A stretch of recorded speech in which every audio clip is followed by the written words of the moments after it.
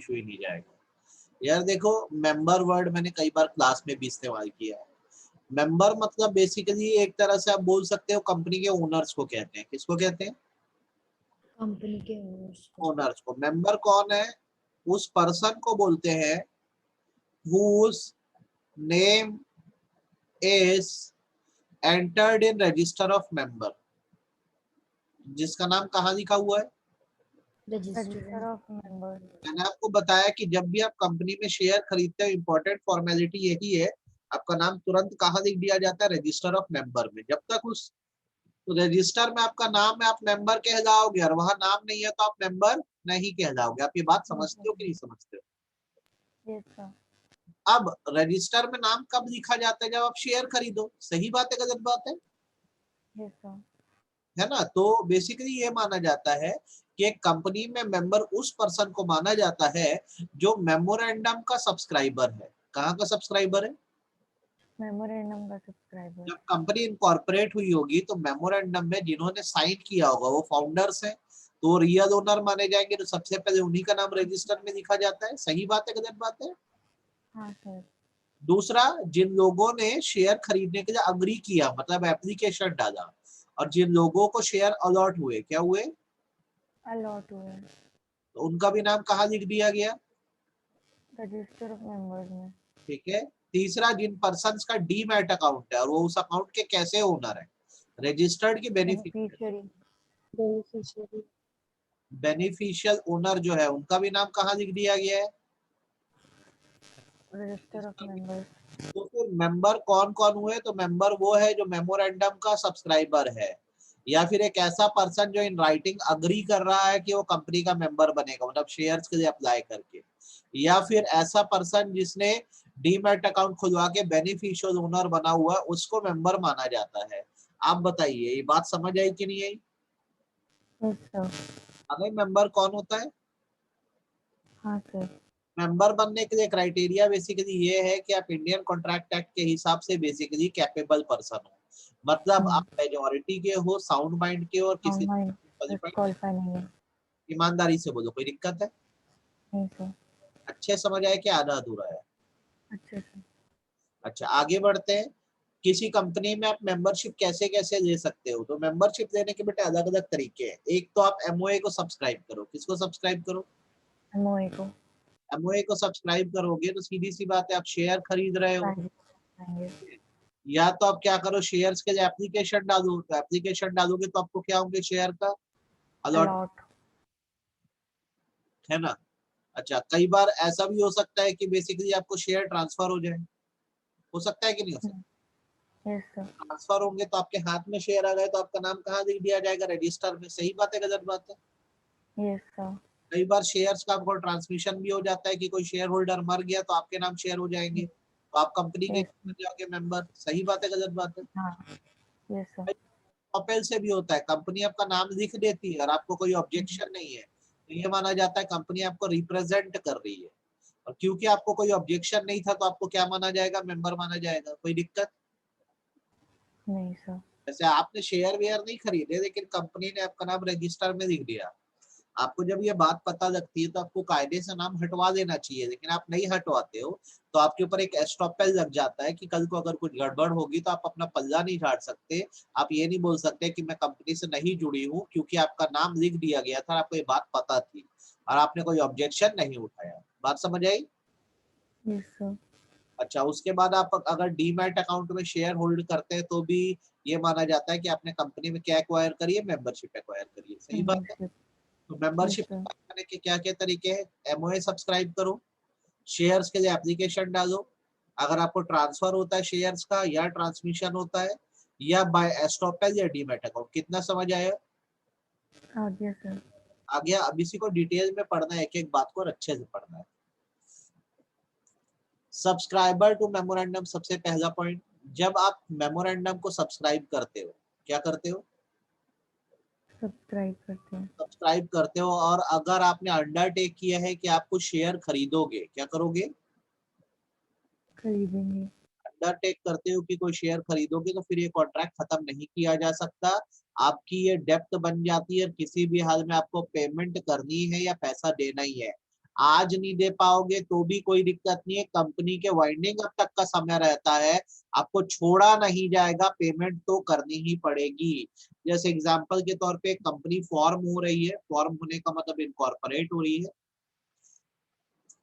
तो बेसिकली जब इनकॉर्पोरेट हो रही थी तो मेमोरेंडम ऑफ एसोसिएशन में सब्सक्रिप्शन क्लॉज बनाया गया कि कौन कौन फाउंडर बनना चाहता है। तो मैंने अपना नाम फाउंडर में बोल दिया और मैंने बोला मैं 5,000 शेयर खरीदूंगा, और सामने साइन कर दिया। तो जैसे मैं साइन करूंगा 5,000 शेयर खरीदने की मेरी लाइबिलिटी बन गई है। क्या बन गई है? लाइबिलिटी। लाइबिलिटी। आज नहीं तो कल नहीं तो परसों से ही मैं बचूंगा नहीं, मेरे को शेयर खरीदने ही पड़ेंगे, क्योंकि मैंने यहाँ साइन करके अंडरटेक कर लिया कि मैं कितने शेयर खरीद रहा हूँ। 5,000। आपको कितना समझ आई बात? क्लियर है सर। जैसे एक बात बस इसमें याद रखना, सब्सक्राइबर बनने के लिए शेयर परचेज करना नेसेसरी नहीं है। शेयर परचेज करना नेसेसरी नहीं है, ठीक है। कहने का मतलब है कि मैंने तो 5,000 दूंगा बोल के साइन कर दिया तो मेरी लाइबिलिटी बन गई। अब यहाँ पे नंदनी क्या करती, खाली अपना साइन मार देती है और कोई शेयर वेयर नहीं खरीद रही है, तो भी कोई दिक्कत नहीं है, ये फाउंडर मानी जाएगी, भले इसके पास शेयर हो या ना हो। आज नहीं तो कभी और जाके खरीद देगी, लेकिन इसने ये तो नहीं बोला ना कि मैं इतने शेयर खरीद रही हूँ, तो इसके ऊपर अभी कोई लाइबिलिटी नहीं आएगी। तो सब्सक्राइबर उस पर्सन को भी आप बना सकते हो कंपनी में जिसने कंपनी में एक शेयर भी नहीं खरीदे हैं। जब ये अंडरटेक कर देते हैं कि हम इतने शेयर खरीदेंगे तब इनकी लायबिलिटी बनती है, वरना नहीं बनती है। कितना समझ आया? आ गया। अच्छे से आया कि सभी लोग को आया कि नहीं? हाँ या ना बताओ मेरे को ईमानदारी से। आ गया सर। Yes sir. आगे सर। तो आप सब्सक्राइबर हो तो आपकी लायबिलिटी कब बनी? जब आपने अंडरटेक किया कि इतने शेयर। अंडरटेक किया। जब और आपने यदि अंडरटेक आपने एक किया। भी शेयर की गारंटी नहीं दी है, एक भी शेयर नहीं खरीदूंगा बोले तो कोई दिक्कत ही नहीं, आपसे नहीं मांगेंगे, ठीक है। Yes sir.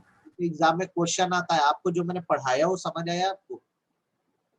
Yes sir. ठीक है। दूसरा, आप इन राइटिंग अग्री करके भी शेयर खरीदते हो। जैसे आप क्या करते हो, शेयर के लिए एप्लीकेशन डालते हो, शेयर एप्लीकेशन फॉर्म, तो उसके एवज में आपको क्या होता है, शेयर अलॉट कर दिए जाते हैं, होता है सर। Yes sir.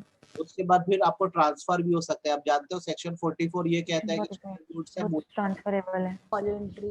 तो अगर आपके नाम शेयर ट्रांसफर हो रहे हैं तो आप फिर कंपनी में मेंबर बन जाओगे। सही बात है गलत बात है? Yes sir. वैसे अगर कोई शेयर होल्डर मर गया तो क्या होगा? तो उसके ट्रांसलेशन हो लीगल आएगा, जाएगा, लीगल ट्रांसफर। ट्रांसफर। तो हमारा नाम भी रजिस्टर में लिख दिया जाएगा और हम मेंबर बन जाएंगे। कोई तकलीफ? नहीं सर। बाय एक्विजेंस या एस्टॉपेल का मतलब ये होता है कि आप डीम्ड मेंबर हो। कैसे मेंबर हो? Deemed member. आपका नाम रजिस्टर में लिख दिया गया है by whatever be the reason, और आपने अपना नाम हटवाया भी नहीं है, तो ये माना जाएगा कि बाय रिप्रेजेंटेशन आप कंपनी के मेंबर बन गए हो और आप कल को अपनी लायबिलिटी से एस्केप नहीं कर सकते। जैसे वेदिका ने कंपनी में एक भी शेयर नहीं खरीदे हैं, लेकिन कंपनी के लोग पता नहीं क्यों वेदिका का नाम रजिस्टर में एक फोलियो बना के लिखते ही हैं। ये बात वेदिका को पता है तो कायदे से तो इसको नाम हटवा देना चाहिए था, लेकिन ये कोई यस ऑब्जेक्टिव रेज ही नहीं करती है, तो ये माना जाएगा बाय एस्टॉपेल ये कंपनी की क्या हो गई है, मेंबर। कल को अगर कोई लायबिलिटी आती है तो ये पीछे नहीं हट पाएगी। क्लियर है? Yes sir. क्लियर है। नेक्स्ट, जिसका डीमैट अकाउंट खुला है, जो डीमैट अकाउंट का कैसा ओनर है? Beneficial owner. भाई ये सारे मेंबर बनते हैं, शांत मन से देख लो, ये सब्सक्राइबर वाला पॉइंट पहले पढ़ लेना, मेंबरशिप कैसे एक्वायर की जाती है, फटाफट पढ़ के देना, यस सर बोलोगे तो आगे बढ़ जाओ।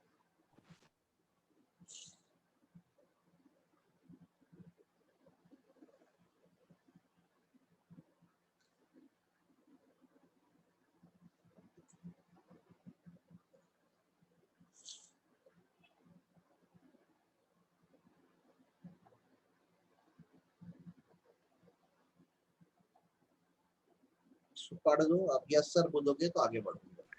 सर ये सेकंड पैराग्राफ का फर्स्ट पॉइंट है, subscriber to the memorandum can not resign the contract for the purchase of shares even on the ground of fraud by promoters. अरे तुमसे अगर धोखा करके भी साइन करा दिए होंगे ना सब्सक्रिप्शन शीट में, तो कम हाँ। से कम सामने ये तो लिखा हुआ है ना तुम कितने शेयर उठाने वाले थे, तो तुम नहीं पलट सकते, तुमको देना ही पड़ेगा। बाद में तुम कंपनसेशन के लिए केस डालते रहो, तुम्हारा वहां पे साइन है तो तुम फंस गए हो, उतने शेयर तो देने ही पड़ेंगे, भले फ्रॉड ही क्यों ना हो यस जाए। सर। समझ गए बात? Yes, sir.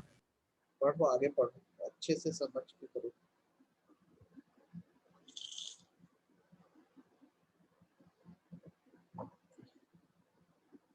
नंदनी, अंकिता, गुंजा, श्रुति, क्या स्टेटस है, समझ आया? हाँ सर, आ रहे समझ। हाँ सर। आगे बढ़ूं फिर मैं? हाँ सर, हो गया। अब जैसे आपने ये पढ़ लिया कि मेंबरशिप कैसे कैसे एक्वायर होती है, तो हम ये पढ़ेंगे अब कि मेंबर बन कौन कौन सकता है कंपनी में। पहला सवाल, क्या एक कंपनी दूसरे कंपनी में मेंबर बन सकती है कि नहीं? क्या जवाब होगा आपका? Yes, sir, बन सकती है। देखो, कंपनी एक लीगल पर्सन, एक सेपरेट लीगल एंटिटी, और हर तरह के कॉन्ट्रैक्ट में एंटर कर सकती है। तो क्योंकि वो हर तरह के कॉन्ट्रैक्ट में एंटर कर सकती है, इसलिए एक कंपनी दूसरे कंपनी की मेंबर हो सकती है, प्रोवाइडेड उसके मेमोरेंडम में ये चीज ऑथराइज हो कि वो दूसरी कंपनी में इन्वेस्ट कर सकती है। वैसे बताओ, ये बात समझ आई? Yes, sir. एमओए में ये लिखा है ऑब्जेक्ट क्लॉज में कि आप अपने बिजनेस के अलावा दूसरी कंपनियों में इन्वेस्ट करने का भी राइट रखते हो। तो यदि ये दिया है मेमोरेंडम में, ये बात क्या दी हुई है कि आप दूसरी दूसरी कंपनियों में कंपनी में इन्वेस्ट इन्वेस्ट कर कर सकते हो, तो आप जैसे ही इन्वेस्ट करोगे आप दूसरी कंपनी के क्या बन जाओगे? मेंबर बन जाओगे। मेंबर। क्लियर है? Yes, sir. हाउएवर, एक सवाल ये उठता है कि जैसे दो तरह की कंपनी है, एक होल्डिंग कंपनी है और एक सब्सिडरी कंपनी है, तो कौन कंट्रोल कर रहा है? होल्डिंग कंट्रोल कर रही है सब्सिडरी किसको को। कंट्रोल कर रही है? सब्सिडरी। आप ये बात समझते हो? Yes, sir. अब सवाल यहाँ पर ये उठता है, can a subsidiary company be member in holding company? नहीं sir. Exception. Can a subsidiary be member in holding company? तो बेसिकली ये माना जाता है कि भाई सब्सिडरी कंपनी तो कंट्रोल हो रही है और होल्डिंग वही। उसको कंट्रोल कर रही है, तो उसमें कैसे मेंबर हो सकती है? अलाउ नहीं। एक सब्सिडरी कंपनी अपनी होल्डिंग कंपनी की शेयर नहीं खरीद नहीं। सकती। मेरी बात समझ आई कि नहीं आई? Yes, sir. आज सब ये क्वेश्चन पूछेगा एग्जाम में ना, तो बहुत अच्छे से इसको क्या अपने को करना है, ठीक है? Subsidiary company can not become a member of its holding company. पहले बताओ, ये बात समझ आई? Yes, sir. हाउएवर, दुनिया में हर चीज के क्या है? Exceptions. एक्सेप्शन। कई बार ऐसा होता है कि सब्सिडरी कंपनी होल्डिंग कंपनी में शेयर होल्ड कर पा रही है। ऐसा तब होता है जब होल्डिंग कंपनी के कोई शेयर होल्डर थे, उन्होंने सब्सिडरी कंपनी को अपना लीगल रिप्रेजेंटेटिव बना दिया था। अब उन शेयर होल्डर की डेथ हो गई, तो शेयर्स किसके हाथ में चले गए? Subsidiary company. और जैसे उनके हाथ में शेयर गए बाय ट्रांसमिशन, वो होल्डिंग कंपनी के क्या बन गए? मेंबर। शेयर बन गए। मेरी बात समझ आ रही है कि नहीं आ रही? Yes sir. दूसरा, सब्सिडरी कंपनी कुछ शेयर को एज अ ट्रस्टी संभाल रही है। मतलब होल्डिंग कंपनी के शेयर होल्डर्स ने सब्सिडरी कंपनी को शेयर दे दिए कि आप हमारे शेयर्स को संभालिए। कोई दिक्कत नहीं सर। नेक्स्ट, सब्सिडरी कंपनी ने तब शेयर खरीद लिए थे उस होल्डिंग कंपनी में जब सब्सिडरी और होल्डिंग का रिलेशन ही नहीं था। जैसे आप मेरी होल्डिंग कंपनी अभी अप्रैल 2021 में बनी है, लेकिन मैंने आपके शेयर सन 2020 में खरीदे हुए थे, तब तक हम होल्डिंग सब्सिडरी नहीं थे ना, तो उस टाइम मैंने शेयर खरीदे थे। तो 3 एक्सेप्शन। बताओ मेरे को समझ आए कि नहीं आया? रूल समझ आया कि नहीं आया? एक सब्सिडरी कंपनी होल्डिंग कंपनी में शेयर नहीं खरीद सकती, लेकिन इसका एक्सेप्शन नंबर 1 ये है कि अगर सब्सिडरी कंपनी को लीगल रिप्रेजेंटेटिव बना दिया जाए। क्या बना दिया जाए? Legal representative. होल्डिंग कंपनी के शेयर होल्डर के मरने के बाद शेयर सब्सिडरी कंपनी के हाथ में आ जाएंगे। सिमिलरली अगर सब्सिडरी कंपनी को ट्रस्टी बना दिया जाए तो वो होल्डिंग कंपनी में शेयर संभालेगी। और तीसरी बात, जब होल्डिंग और सब्सिडरी का रिलेशन नहीं बना था, तभी हमने उस होल्डिंग कंपनी में शेयर खरीद लिए थे। एकदम क्लैरिटी से समझ आया कि नहीं आया? Yes sir. कंफ्यूजन है ये बताओ, और डिटेल में जानना है? क्लियर है बाकी लोग को? बेटा तनीषा को आ गया, बाकी वेदिका समझ आया? क्लियर है? हाँ सर। आ गया अच्छे से। तो देखो, एक कंपनी दूसरे कंपनी में क्या बन सकती है? मेंबर बन सकती है। दूसरा सवाल आता है, क्या पार्टनरशिप फर्म एक दूसरी कंपनी में मेंबर बन सकती है? पार्टनरशिप फर्म लीगल पर्सन नहीं है। क्या नहीं है? लीगल पर्सन नहीं है। तो सेक्शन 8 कंपनी को छोड़कर किसी भी कंपनी में मेंबर नहीं बन सकती। Can not become member. क्या? Can not become member except in section 8 company. कारण समझ आ रहा है? क्योंकि भाई देखो, फर्म है, कब टूट जाए कोई भरोसा नहीं है, ठीक है? इसलिए भूलोगे तो नहीं इस बात को? नहीं सर। क्या एलएलपी दूसरी कंपनी में मेंबर बन सकती है? तो एलएलपी एक रजिस्टर्ड एंटिटी है जो दूसरी कंपनी में मेंबर बन बन सकती सकती है। है। ठीक है। सिमिलरली सेक्शन 8 कंपनी भी जो है, अगर उसके मेमोरेंडम में ऑथराइज किया गया है कि आप चैरिटेबल वर्क के अलावा दूसरी कंपनी में इन्वेस्ट भी कर सकोगे, तो वो भी आपकी कंपनी में मेंबर बन सकती है। बन सकते ये हैं। सारे एलिजिबल लोग हैं जो बन पा रहे नहीं बन पा रहे। आपको समझ आ रहा है कि नहीं आ रहा है, ये बता दो। आ रहे हैं सर। अच्छा, उसके बाद फॉरेनर की बात आती है, क्या पर्सन रेसिडेंट आउटसाइड इंडिया हमारी कंपनी में मेंबर बन सकता है? तो भाई वो फॉरेन करेंसी देख रहा है ना, तो उसको फॉरेन एक्सचेंज मैनेजमेंट एक्ट के प्रोविजन को फॉलो करना होगा। किसको फॉलो करना होगा? फेमा।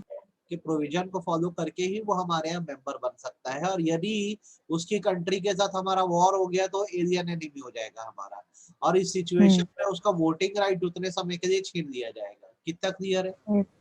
क्लियर है। शांत मन से मुझे बताओ, एक एक बात जो मैंने बोली आपको क्लैरिटी आ गई? हाँ हाँ सर। माइनर के बारे में समझाना पड़ेगा कि समझते हो यार?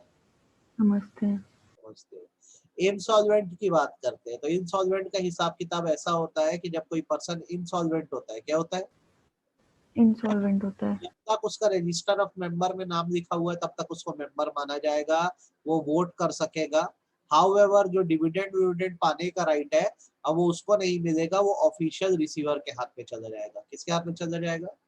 ऑफिशियल रिसीवर के हाथ। फिर रिपीट करता हूँ, अगर मैं आज इंसॉल्वेंट हो गया तो कोर्ट ने मुझे इंसॉल्वेंट डिक्लेयर किया है, सही बात है। अच्छा। हाँ। कोर्ट ने मुझे इंसॉल्वेंट डिक्लेयर किया है, तो कोर्ट क्या करता है, जब मुझे इंसॉल्वेंट डिक्लेयर करता है तो मेरे लिए एक पर्सन को रख देता है जो ऑफिशियल लिक्विडेटर या ऑफिशियल रिसीवर कहलाता है। ये मेरी सारी प्रॉपर्टी बिकवाता है और मेरी लायबिलिटीज को क्या करता है, पे करवाता है ना। पे करवाता है। तो भाई मैं कंपनी में रजिस्टर में तो अभी भी ना मेरा नाम है, तो मैं मेंबर हूँ। ठीक है। मैं वोट वोट भी कर सकूंगा, पर मेरे जितने शेयर्स के बेनिफिट है मुझे नहीं मिलके किसको मिलेंगे? ऑफिशियल। प्लस साइनिंग को या रिसीवर। अच्छे से बात समझ आई कि नहीं? यस सर आ गई। देन बात आती पौनी की। किसकी बात आती है? कौन ही। पौनी मतलब वो होता है जो गिरवी रखवाता है। ठीक है। एक कॉन्ट्रैक्ट होता है जिसको प्लेज बोला जाता है। क्या बोला जाता है? प्लेज। प्लेज। इसे पाउन भी बोलते हैं, PAWN कौन। पाउन। ठीक है। तो इसमें क्या होता है, जो प्रॉपर्टी गिरवी रखाता है वो पाउनर है। कौन है? कॉर्नर। कॉर्नर। गिरवी रखने वाला। क्या? गिरवी रखने वाला। रख। पौनी गिरवी। ठीक है। और ये कौन है? पौनी कौन है? गिरवी रखाने वाला। मतलब लोन देने वाला। कौन है? लोन देने वाला। भाई जो लोन दे रहा है वो प्रॉपर्टी को अपने पास रख लेगा ना। तो अगर मैंने किसी के पास शेयर गिरवी रखा है तो कंपनी का मेंबर बन जाएगा क्यों? नहीं सर। मेंबर तो अभी भी कौन है? मैं ही रहूंगा। सही बात है। हाँ। अगर मैंने अपने शेयर बैंक के पास गिरवी रखा है तो केवल गिरवी रखा है ना, बेचे थोड़ी ना है, या ट्रांसफर थोड़ी ना नहीं किया। सर। मेंबर अभी भी मैं ही रहूंगा। तो पाउनी जो होता है वो मेंबर नहीं होता। ये बात ध्यान रहेगी। Yes sir. अच्छे समझ आया कि नहीं आया? आ गया। वैसे ही जो ऑफिशियल रिसीवर है जो इंसॉल्वेंट पर्सन के लिए अपॉइंट हुआ है, क्या वो कंपनी में मेंबर बन गया है?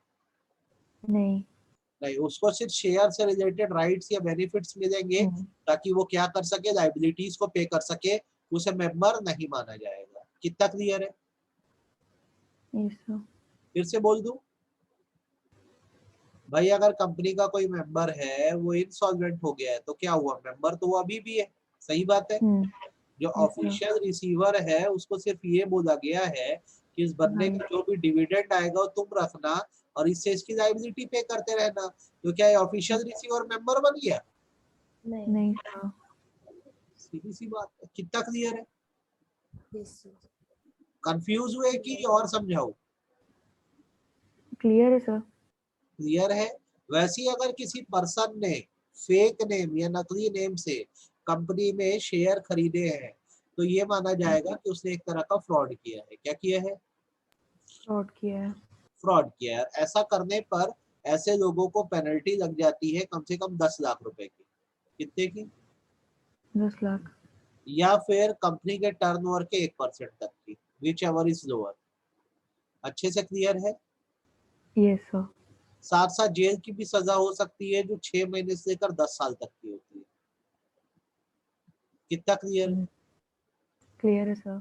अच्छा, फिक्टिशियस नेम का मतलब क्या है? आपका नाम जो है मान लो नंदनी है, आप किसी और नाम से शेयर खरीद रहे हो, कल को आपकी रियल आइडेंटिटी डिस्क्लोज हो जाती है, तो सही करें कि गलत करें? आप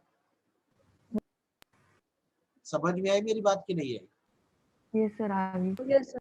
आ गई? ये लो पढ़ लो, इतने लोग एलिजिबल है, फटाफट देख दो, बताना समझ आया है कि नहीं।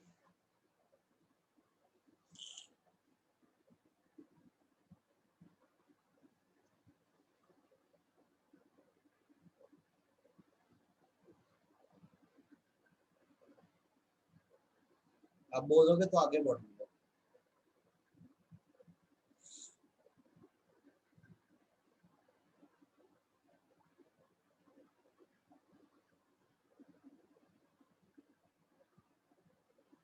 हाँ सर, हो गया।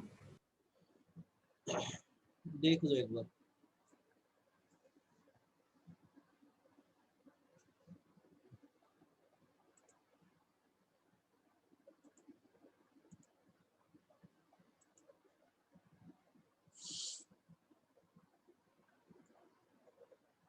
जब आप बोलोगे तो बता देना, मैं आगे बढ़ जाऊंगा।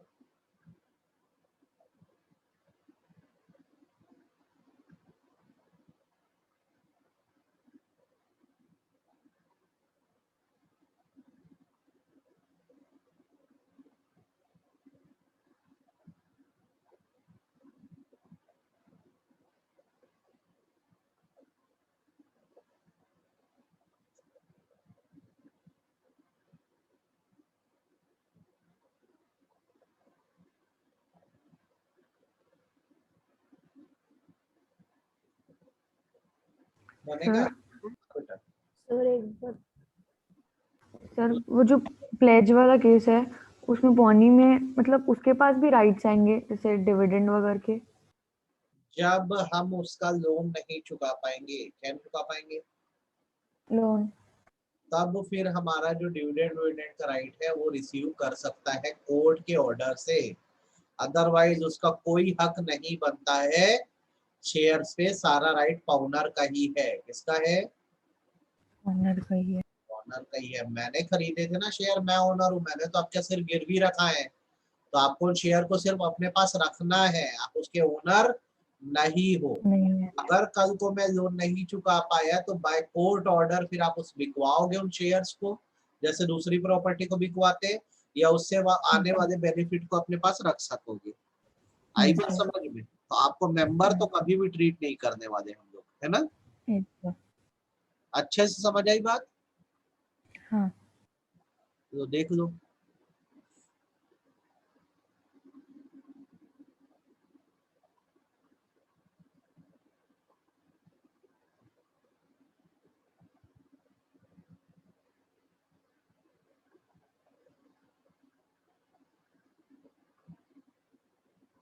बनेगा? Yes sir. अच्छा, जॉइंट होल्डर बताना पड़ेगा कि समझते हो जॉइंट मेंबर किसको बोलते हैं? नमस्ते हैं। अगर एक से ज्यादा लोग मिलकर कंपनी के शेयर्स के अप्लाई करते हैं और कैसे कुछ हैं? शेयर अलॉट हो जाते हैं तो जॉइंट मेंबर कहलाते हैं। अब अगर आर्टिकल में अलग से कुछ नहीं लिखा है तो ये अपना सीरीज नंबर डिसाइड कर सकते हैं कि किसका नाम पहले आएगा और किसका नाम बाद में आएगा। बाद में। ध्यान रहेगी बात? Yes sir. तो जैसे कि आपने क्या क्या पढ़ा आज की क्लास में, मेंबर कौन होता है, शेयर्स मेंबरशिप कैसे एक्वायर करते हैं, कौन मेंबर बन सकता है, तीनों बातें समझ आई? हाँ सर। तो अब आपकी मेंबरशिप कैसे खत्म होती है उस पर भी आप आ सकते हो और पढ़ सकते हो। आपकी मेंबरशिप कब कब खत्म होती है? जब आप अपने सारे शेयर्स एक दूसरे पर्सन को ट्रांसफर कर देते हो। मैं बोल रहा हूँ सारे शेयर्स। तो आपका नाम रजिस्टर से क्या कर दिया जाता है? आपका फोलियो क्लोज कर दिया जाता रिमूव है। कर दो। रिमूव करते नहीं है बेटा, फोलियो क्लोज करते हैं। जैसे क्या होता है, मैंने आपको बताया हर मेंबर को क्या दे दिया जाता है?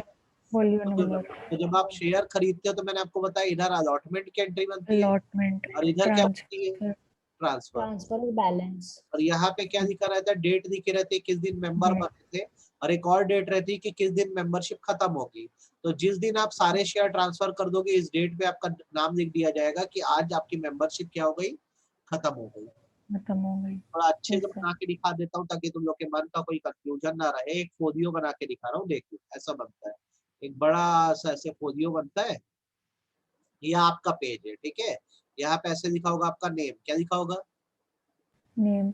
नेम, एड्रेस, एज, ऑक्यूपेशन, ठीक है, और यहाँ पे लिखा होगा डेट ऑफ ज्वाइनिंग, क्या लिखा होगा?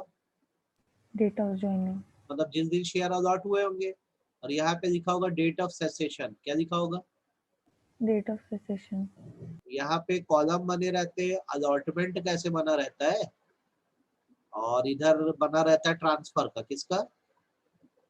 ट्रांसफर, और यहाँ पे क्या होता है? बैलेंस। बैलेंस। तो जैसे मेरे को शेयर अभी 5,000 शेयर अलॉट हुए आज के दिन, तो डेट ऑफ ज्वाइनिंग में डेट आ जाएगी 30 अप्रैल 2021, ठीक है। अच्छा, फिर ठीक है।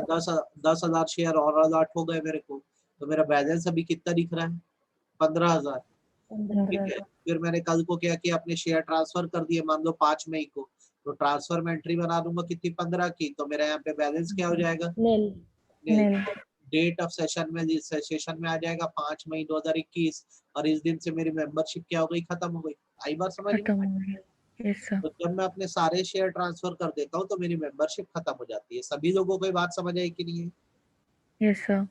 वैसे ही अगर मेरे शेयर फॉरफिट हो जाते हैं तो यहाँ पे डेट ऑफ सेसेशन लिख दोगे कि नहीं लिखोगे?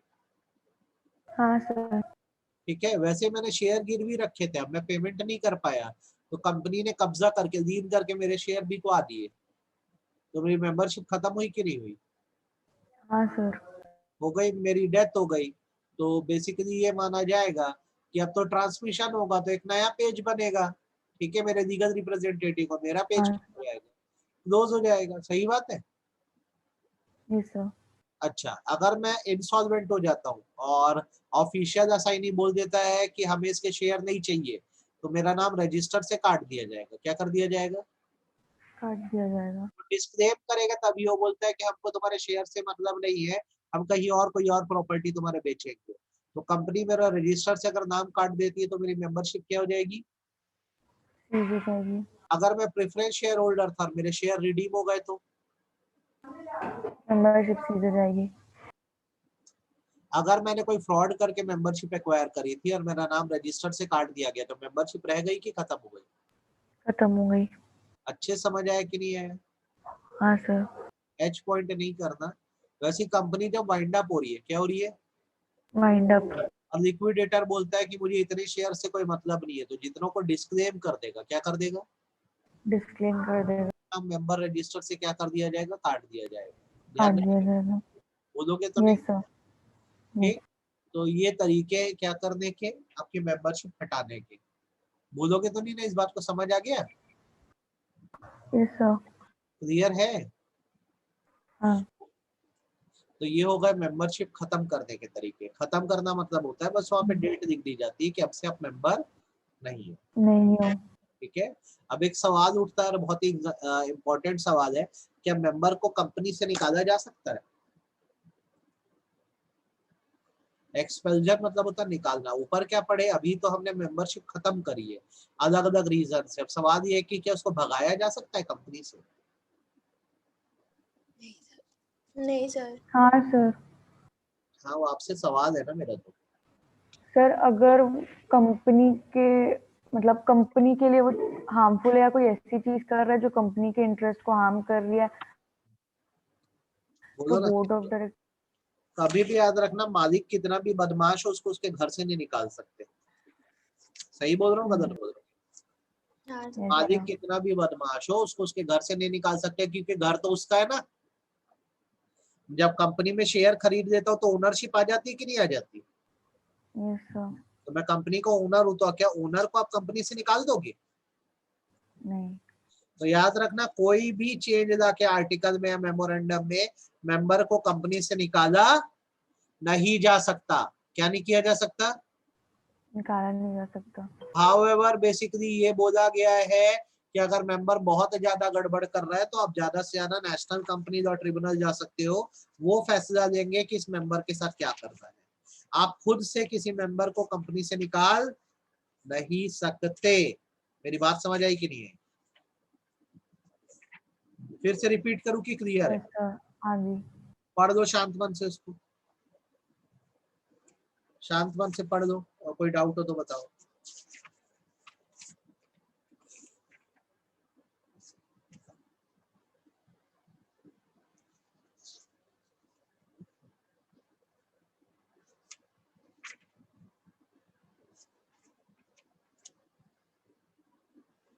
Yes, sir.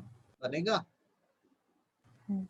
ये आप करो, आपके लिए काफी है। ठीक है, Yes, sir.